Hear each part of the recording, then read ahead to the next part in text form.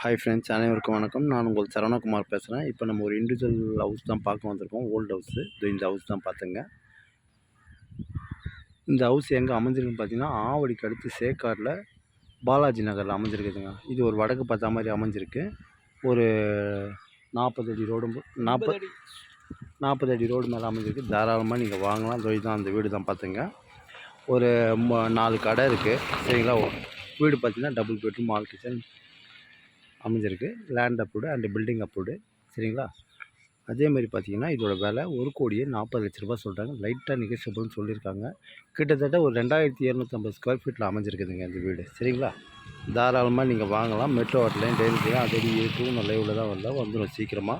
அதே மாதிரி இப்போ மெயின் ரோட்லேருந்து இந்த வீட்டுக்கு பார்த்தீங்கன்னா அதிகபட்சம் ஒரு 1 1.25 கிலோமீட்டர் தான் அமைஞ்சிருக்கு. தாராளமாக நீங்கள் இந்த வீடை வாங்கலாம்.